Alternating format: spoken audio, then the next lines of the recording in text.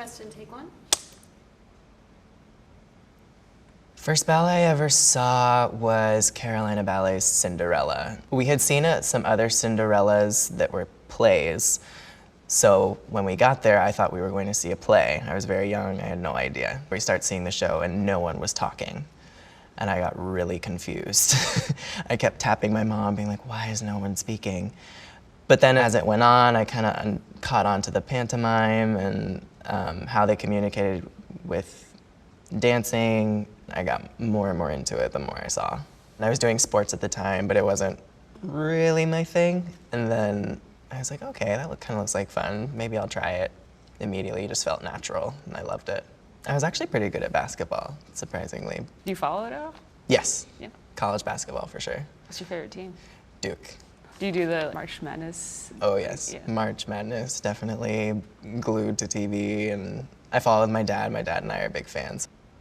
3 possessions I can't live without. I always have something on my wrists, whether it be a watch or a bracelet or both. When I don't have something on my wrist, I feel really weird, very vulnerable. When I travel, I always keep a Bible with me. I think because that's been such a big part of my life for a really long time. It's kind of like a security blanket, I guess. And a possession I can't go on stage without is mascara.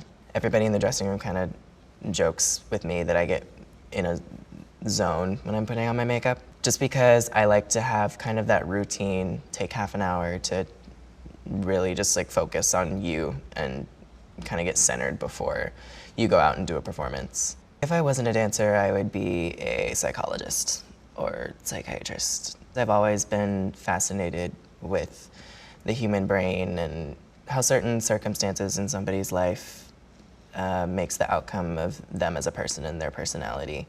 I think if I could meet one living person, it would be Julie Andrews. I just really respect her and her work.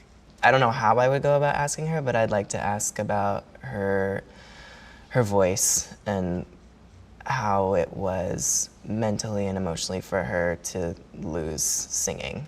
Because of that being such a part of who she was, it makes me think, what would happen if you had to stop dancing?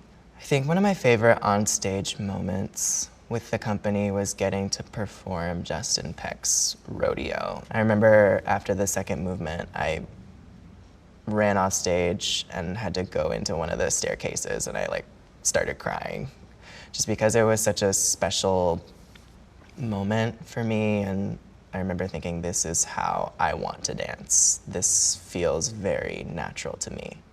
I'm Preston Chamblee, and I'm a dancer with NYCB Ballet.